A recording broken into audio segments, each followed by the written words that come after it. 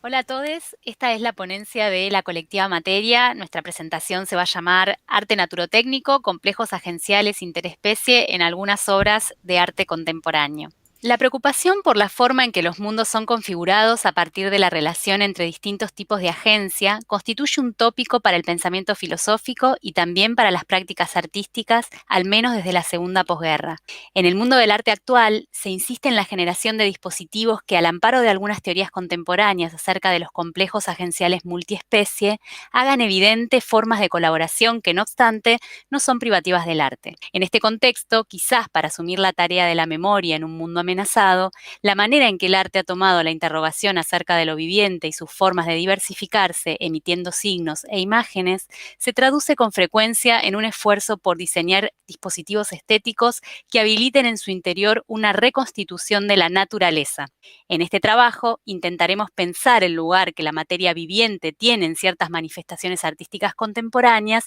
que incluyen la actividad de animales vivos, bajo la hipótesis de que allí se evidencian las oscilaciones en torno al concepto de naturaleza que atraviesan los debates contemporáneos, materialistas y poshumanos. Nos gustaría comenzar pensando la idea de configuración de mundos. Bueno, en el arte contemporáneo efectivamente asistimos a una creciente preocupación respecto de cómo se configuran los mundos desde una perspectiva no antrópica. Si Heidegger había sentenciado que solamente el hombre era configurador de mundos, actualmente parece que esa potencia configuradora,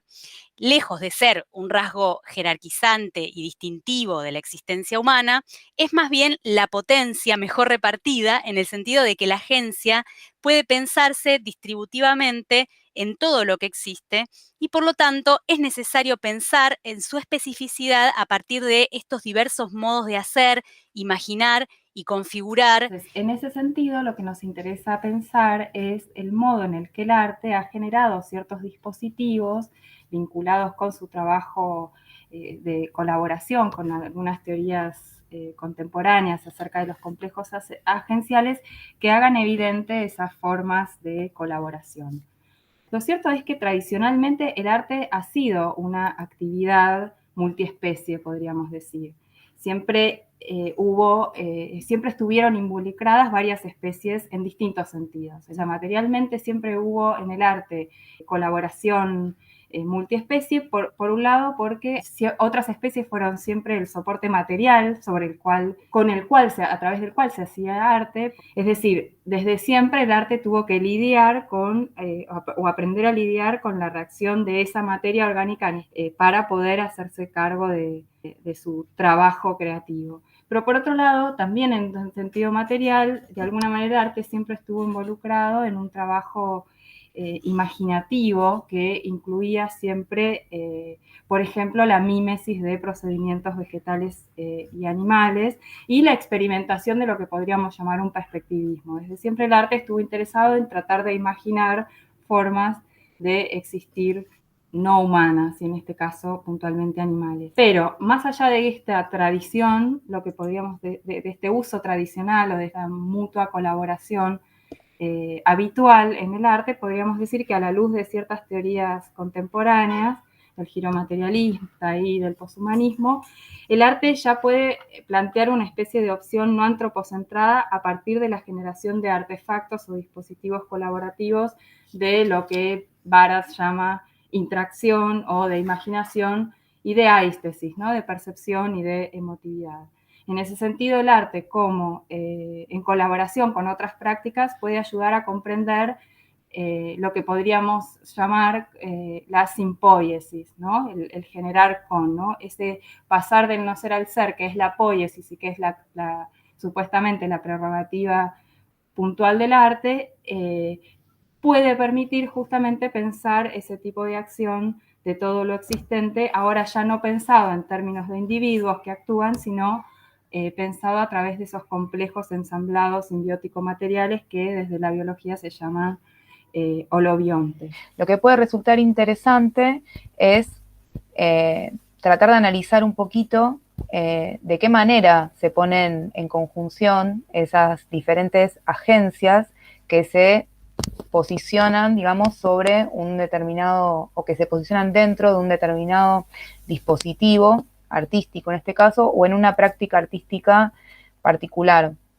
Entonces, de alguna manera podríamos pensar que se ha pasado de un momento donde la idea de una reconstitución de lo así llamado natural se termina disponiendo bajo la forma de un diorama, donde tanto lo vegetal como lo animal, que son convocados en ese dispositivo artístico o en esa práctica artística, aparece como un soporte simbólico de determinadas cargas referenciales, por ejemplo, en este caso lo natural. Entonces de alguna manera sería como un traer dentro de una obra de arte un fragmento de lo natural que existe por fuera de ella. No obstante, con el paso del tiempo y un poco a partir de la extenuación de ese tipo de prácticas artísticas, lo que comienza a aparecer con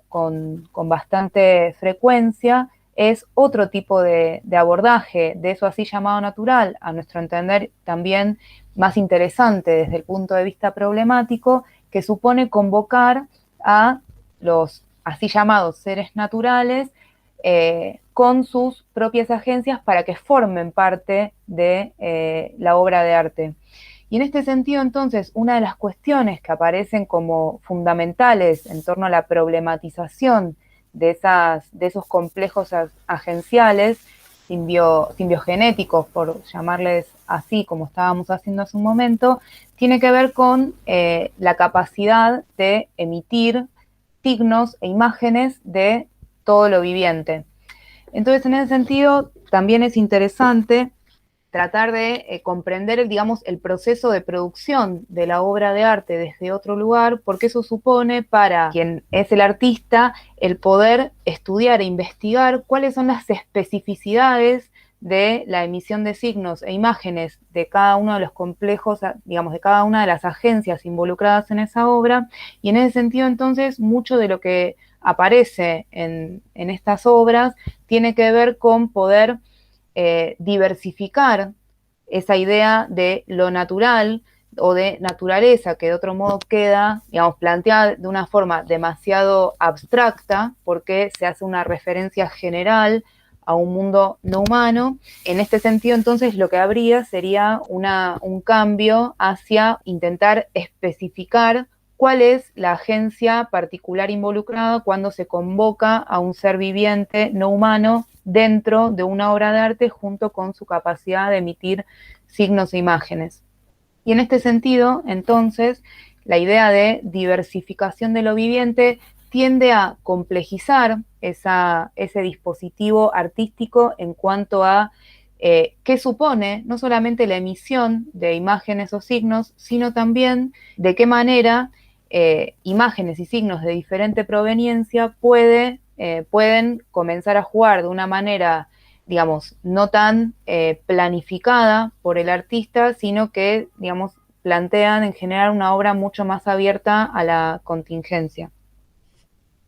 Esto que plantea Noelia para mí es algo súper importante porque justamente lo que está en juego ahí es el modo como se piensa el concepto de naturaleza, que en realidad es un concepto en disputa justamente, ¿no? Nosotras proponemos ahí, bueno, la idea de lo naturotécnico, es una idea también de Haraway y tal, pero digamos, porque a menudo sucede que el concepto de naturaleza se convoca como si fuera un concepto evidente, como si todos entendiéramos de qué estamos hablando cuando hablamos de la naturaleza, y sin embargo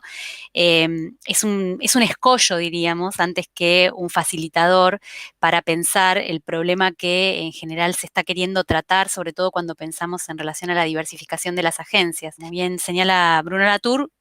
nace tal como lo conocemos en la modernidad y nace en relación a, o se forja en relación a otro concepto, que es el concepto de cultura. Es decir, no podemos pensar el concepto de naturaleza por fuera de su relación demarcatoria respecto de la cultura. Y a la vez lo que eso genera es una idea absolutamente abstracta de la naturaleza, donde solo se puede pensar el convocar a la naturaleza cuando se la pone en relación con los problemas culturales del hombre. Es interesante poder problematizar el concepto de naturaleza, problematizarlo en el sentido de poner en cuestión la utilidad o pertinencia o la relevancia del concepto de naturaleza para pensar justamente estas intervenciones artísticas en las cuales se involucran vivientes en el museo, donde a veces se piensa esa idea de naturaleza como si fuera una especie de evidente y donde lo más, creo yo, complicado respecto de ese convocar el concepto de naturaleza es que lo que se aplana, un poco como señalaba recién Noé, es la diversificación de las agencias, ¿no? O sea, la idea de naturaleza lo que hace es simplemente oponer a agencias no humanas a humanas, ¿no? Algo muy interesante de esto que acaba de decir Wada, creemos que tiene que ver también con la posibilidad de pensar que en este rechazo o en esta problematización de la noción más abstracta de naturaleza, que claramente es biocentrista, una de las cosas más importantes, creemos nosotras, a la hora de pensar esta destotalización de la noción de naturaleza, que daría lugar no tanto a su eliminación como tal, porque evidentemente no podemos prescindir, incluso en nuestro lenguaje corriente, de algún tipo de noción de lo natural, al menos no todavía, tiene que ver justamente con poder pensar de qué manera, en todo caso, esa así llamada naturaleza está siendo configurada. Y lo que parece más interesante dentro de ciertas prácticas artísticas que justamente tienen un gran impacto en cuanto a problematización de la aístesis, por decir así, está en que justamente marcan una noción de naturaleza que está profundamente escandida por hiatos. Y en cuanto, digamos, esa gran noción de naturaleza supuestamente abstracta, digamos, se marcan estos hiatos o estas separaciones entre los seres y entre las prácticas de los seres involucrados en la obra, lo que generan justamente es la posibilidad de pensar que cada entidad involucrada en la obra funciona como un articulador entre diferentes instancias o entre diferentes formas de hacer y formas de sentir que aparecen dentro de la obra. Y en ese sentido, entonces, sí se puede pensar la emisión de signos y la emisión de imágenes como una forma de mediación o de articulación entre diferentes instancias, entre diferentes temporalidades, entre diferentes formas de la percepción que aparecen justamente a veces yuxtapuestas, a veces de forma asociativa o colaborativa y que dan lugar entonces a una práctica que finalmente vamos a terminar llamando obra de arte. Bueno, entonces en ese sentido también la presencia de materia viviente en las manifestaciones artísticas contemporáneas han dado lugar a algo que se llama el posanimalismo en las obras, y que es lo que muchas veces se confunde con ese concepto de naturotécnica del que estamos hablando nosotras y que en realidad nosotros queremos distinguir. Es decir, no es tanto el problema de la aparición de la materia viviente o como dice Baker, el problema de que se ha dejado de lado el cuerpo y se ha comenzado a trabajar directamente con la materia animal, como es en el caso del conejo de Cac que aparece en estas imágenes o con el proyecto MIRT, etcétera, sino que eso de alguna manera conlleva como toda una dimensión, una pregunta acerca del uso de animales en la galería o en el arte, en términos morales, ¿no? Si es moral o no el uso de la materia animal como por fuera del respeto del cuerpo. Bueno, nos interesa pensar entonces, como decía Noelia hace un momento, cómo aparece el animal o en aquellas obras de arte en las que se asume que es materia actuante e imaginante en relación con todo lo demás que aparece allí, ¿no? Y en ese sentido, entonces, la materia animal sería ese medio del que hablaba Noelia recién, que a su vez en su propia agencialidad trae consigo y hace visible la historia de la producción de las acciones y de la imaginación que lo llevó hasta allí. Y que de alguna manera entonces permite también modificar el propio concepto de material artístico, que ya no es un recurso, como decía yo al comienzo, sino que es un agente de sus propias transformaciones. ya no es ese lugar alquímico a través de transformación entre lo inerte y entre una materia inerte y una idea sublimada a través de la representación, sino que es esa medialidad imaginativa con agencia y agenda propia, podríamos decir. Respecto de las obras que estuvimos pasando, creo que, por ejemplo, puede ser interesante simplemente pensar la diferencia del trabajo con la agencia de los insectos, por ejemplo, en la obra que propone Virginia Huitrón o las obras de Saraceno. Creo que hay distintos dispositivos de hacer intervenir al insecto en la obra de arte y que, bueno, vale la pena preguntarse cuál es justamente el dispositivo, ¿no? O sea, qué tipo de preguntas se está haciendo y qué tipo de uso se está haciendo respecto de esas imágenes o de esas configuraciones o de esos efectos estéticos o de, bueno, no sé cómo llamarlos, sino de imágenes que generan los propios insectos, ¿no? Por ejemplo, acá vemos en la obra de Saraceno, es la que se montó acá en el Museo de Arte Moderno de Buenos Aires, y es una obra que para poder ser realizada implicó, por ejemplo, la colaboración de toda una serie de científicos del CONICET, que son los que de alguna manera habilitaron al artista para que pueda ir a la reserva, para que pueda extraer las arañas de una reserva protegida, llevarlas al museo a trabajar, hacer, diríamos, todas esas telas que estuvieron luego expuestas. Luego esas arañas habrán sido retiradas y bueno, yo no tengo información clara respecto de cómo volvieron o no a su ámbito de origen, pero digamos, ahí hay toda una idea muy interesante respecto de cómo se usa el dispositivo museístico, de cómo se utiliza el discurso científico para producir una obra en la cual luego, desde el punto de vista del discurso curatorial, lo que se indica es que las arañas vienen a colaborar y donde toda esta, diríamos, eh, bueno, me sale la palabra violencia, pero bueno, esta idea de que se extrae a la araña compulsivamente de su ámbito natural, se la lleva a un ámbito absolutamente extraño para producir esto que luego va a ser llamado una obra de arte firmada, diríamos, por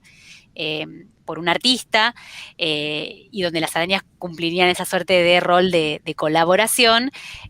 Creo que es todo un dispositivo que vale la pena problematizar al menos, ¿no? En el caso de Huitrón me parece como que hay algo un poco, diríamos, menos ambicioso y a la vez como menos extractivista respecto de la producción imaginaria que realizan los insectos, ¿no? Los insectos aparecen en ese dispositivo que vimos en una de las diapos y en realidad aparece como, bueno, toda la vida de las larvas, etcétera, hasta su producción de imágenes, desde el compost hasta la producción de imágenes. Toda la escenificación aparece en función de la construcción de un dispositivo naturotécnico, como indicábamos hace un rato, ¿no? Creo que son como dos formas de pensar esa producción imaginaria bien diferentes. Bueno, y entonces otra comparación que nos interesa como dejar señalada es entre la que podríamos hacer entre esta obra de Marco Evaristi, 10 licuadoras Moulinex con un pez dorado dentro en una mesa de cocina enchufadas, y justamente el video de Lucrecia Martel, Pescados. Esta obra en la que Evaristi justamente lo que hace es traer a los animales vivos a la galería y plantear, a pesar de que está el cuerpo de los animales ahí presente y pareciera incluso tratar de darse cuenta de la agencialidad del pez, estrictamente hablando es como un uso absolutamente simbólico y utilitario y recursivo de los peces, en la medida en que se trata, como dice el propio artista, de un experimento social, ¿no? Lo que interesa allí, la pregunta que mueve la aparición del animal en la galería es la pregunta acerca de las personas que se acercan a esa obra. Hay 3 tipos de personas, dice el artista, el idiota que aprieta el botón, el voyeur que ama mirarlo y el moralista que juzga la acción. Y podríamos decir de todos modos que hay un cuarto, que es el soberano, que sostiene como inamovible ese criterio de 3 tipos de personas, que es el que hizo la pregunta, ¿no? Y que entonces de alguna manera borra completamente esa capacidad de respuesta que pueda eventualmente tener el animal dentro de la licuadora. Bueno, entonces en relación a esa obra de Baristi, lo que nos gustaría pensar como contrapunto es esta obra de Lucrecia Martel con música de Juana Molina, donde vuelven a aparecer los peces, material de la obra, pero aparecen desde una perspectiva lúdica o estético-imaginaria, mucho más vinculada con una especie de juego de placer, y donde lo que fundamentalmente no hay es una suerte de mirada soberana, un poco lo que decía recién Paula, ¿no? No hay una mirada soberana que juzgue o que pretenda, diríamos, algún tipo de acción moral respecto del espectador, sino que hay como un retorno, diría yo, a una relación mucho más lúdica con esos objetos. Así que bueno, con esto vamos a cerrar nuestra presentación, los vamos a dejar escuchando un poquitito a Juana Molina y bueno, y agradecemos a Kaya y sobre todo a Juliana y a Nadia que nos invitaron a participar en este simposio.